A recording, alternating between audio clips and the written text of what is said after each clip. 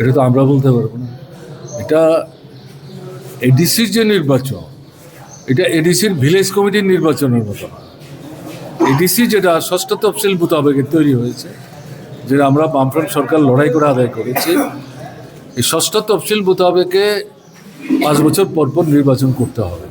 এটা সাংবিধানিক প্রভিশন, এবং রাষ্ট্রপতির প্রতিনিধি রাজ্যপাল এই ষষ্ঠ তফসিল মোতাবেক যে জেলা পরিষদ, এটার তিনি হচ্ছেন নিয়ন্তা।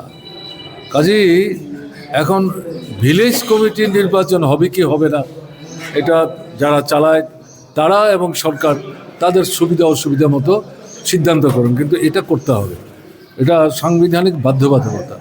সেদিক থেকে আপনারা যা বলছেন এটা ঠিক। এপ্রিল মাসে এই নির্বাচনটা শেষ করতে হবে, কারণ তার মেয়াদ শেষ হয়ে যাচ্ছে। 4 বছর অতিক্রম করে গেছে, 5 বছরের কাছাকাছি। তো নির্বাচনে তো আমরা লড়ব, আমরা একটা গণতান্ত্রিক শক্তি, এবং আমাদের লড়াইয়ের ফলশ্রুতি হচ্ছে এডিসি। কাজেই তার যে নির্বাচন, সময়ন্তে সে নির্বাচনে অংশগ্রহণ করব, এটা আমাদের রাজনৈতিক দায়িত্ব। এখন প্রশ্ন হচ্ছে, আমরা যেটা লক্ষ্য করছি, গত এডিসি নির্বাচনেও প্রকাশ্য প্রচার শেষ হওয়ার পর মধ্যরাত্রি থেকে প্রতিপক্ষের বিরুদ্ধে আক্রমণটা তারা সংগঠিত করেছে, বিশেষ করে মার্ক্সবাদী কমিউনিস্ট পার্টি এবং বামফ্রন্ট। প্রার্থীদের বেরোতে দেয়নি, ভোটারদের যেতে দেয়নি, জবরদস্তি করে রামের ভোট সাম দেওয়ার চেষ্টা করেছে। ফলে এডিসি নির্বাচনটা বহুলাংশে, পুরোপুরিটা আমি বলবো না, গত নির্বাচন বহুলাংশে এটা প্রহসনে পরিণত হয়েছিল।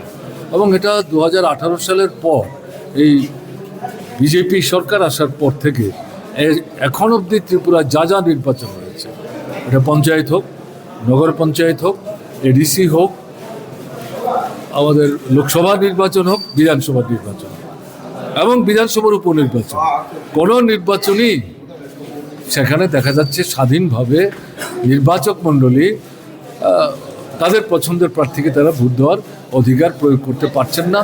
জবরদস্তি করে ভোটের অধিকার হরণ করে শাসক দলে মানে জনসমর্থন না থাকলেও নিজেদের জয় নিশ্চিত করার ব্যবস্থা তারা করে নিত।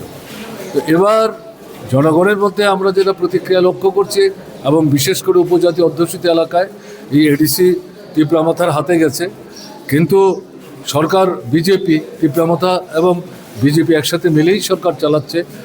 সারা রাজ্যে যেমন দুর্নীতি চলছে, কাজ নাই, রোজগার নাই, খাবার নাই, কেনবার ক্ষমতা নাই, অর্ধাহার অনাহার মৃত্যু, সন্তান বিক্রি।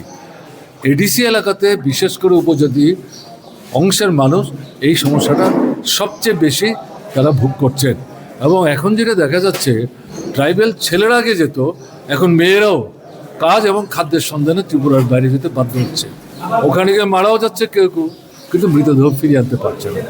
তো এই পরিস্থিতিতে যেটা দেখা যাচ্ছে, সরকারের বিরুদ্ধে যেমন ক্ষোভ বাড়ছে, এবং তীব্রামাথা যারা এডিসি চালাচ্ছেন, পেছন থেকে সরকারের তাদেরকে সহযোগিতা করার কথা, সরকার তার নৈতিক দায়িত্ব অস্বীকার করতে পারে না, তাদের বিরুদ্ধেও প্রচণ্ড রকম সেখানে বলা যায় ক্ষোভ বিক্ষোভ জমছে, ধুমায়িত হচ্ছে।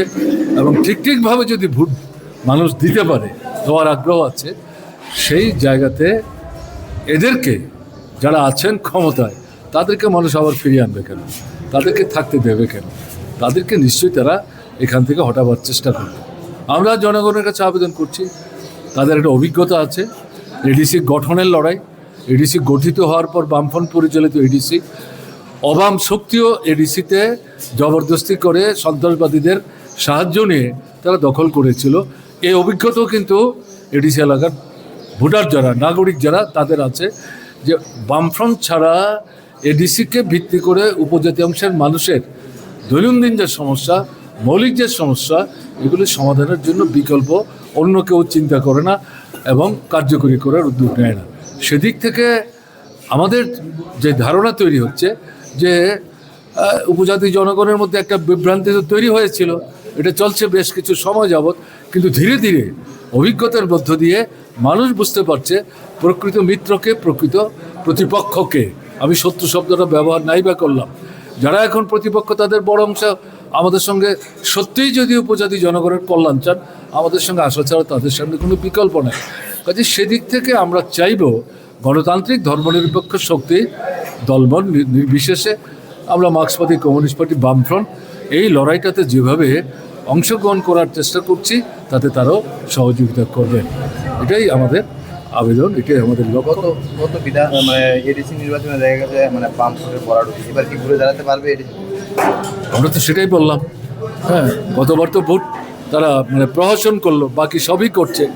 এবারও যদি এটা করার চেষ্টা করে, মানুষের মনোভাব যেটা দেখছি এবং আমরা আবেদন করছি, প্রতিরোধ করতে হবে, মোকাবেলা করতে হবে।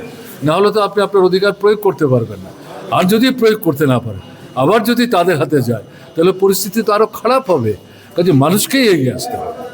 বাইরের কোনো শক্তি এসে এখানে মানুষকে সাহায্য করবে মনে করলে ভুল করবে মানুষ, তাদেরকে এগিয়ে আসতে হবে। আমরা তো আমাদের ভূমিকা সেখানে নেওয়ার চেষ্টা করব। বর্তমান মুখ্যমন্ত্রী বলছে 28-28। এখন মুখ্যমন্ত্রীও বলছে 28-28, আবার তীব্রামথার নেতাও বলছে 28-28। সব মিলিয়ে আসনই আছে 28। দুই পক্ষ যদি 28টা করে আসন পান, তাহলে আসন তো লাগবে 56টা। এটা কোত্থেকে আসবে? কাজেই এই কথাগুলো বলার উদ্দেশ্য হচ্ছে এটার মধ্যে একটা ভীতি লুক্কায়িত আছে। জয়টা সম্পর্কে এই দুই পক্ষের কেউই নিশ্চিত না, এবং বুঝতে পারছে মানুষের মধ্যে তাদের বিরুদ্ধে ক্ষোভ আছে, বিক্ষোভ আছে। তাই একটা পরিমণ্ডল তৈরি করার জন্য একটা হাওয়া তোলার চেষ্টা করছে। বিষয়টা এবারে অত সহজ হবে মনে করার কিন্তু কোনো কারণ নেই।